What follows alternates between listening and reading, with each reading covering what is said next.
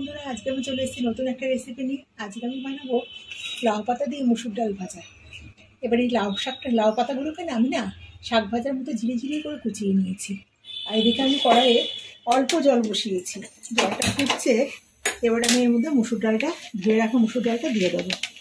এই জলটা ফুটছে, একদম অল্প জল দিতে হবে যাতে ডালটা একদম সেদ্ধ হবে, কিন্তু একটু পাতা পাতা থাকবে আর শুকনো শুকনো হবে। ডালটাকে আমি আগে সেদ্ধ করে নেব।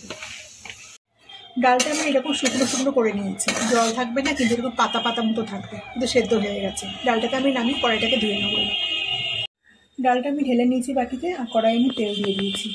তেলটা আমার গরম হয়ে গেছে। আমি এখানে একটা শুকনো লঙ্কাকে কুচিয়ে নিয়েছি, একটু কালো জিরা ফোড়নে দিয়ে দিলাম।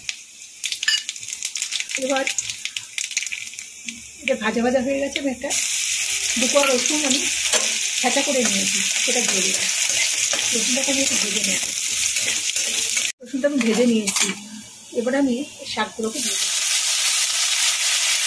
রাখা লাল পাতা, এটা না কুমড়ো শাকগুলো খুব ভালো লাগে, বা আপনার আলু কুমড়ো যে পাতা, কুমড়ো পাতা, চাল কুমড়ো পাতা, লাউ পাতা সবগুলো এগুলো ভালো লাগে।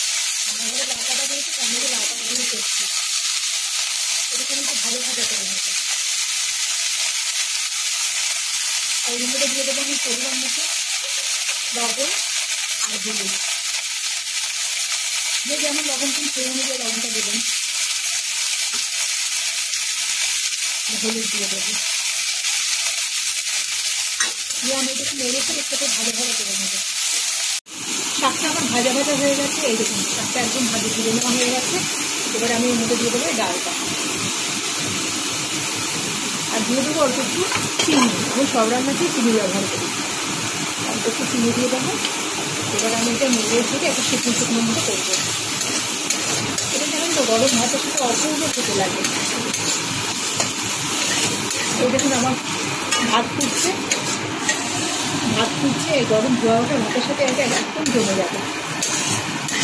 এটাকে আমি নেড়ে ফেলে একটু ভাজা ভাজা করে নেব।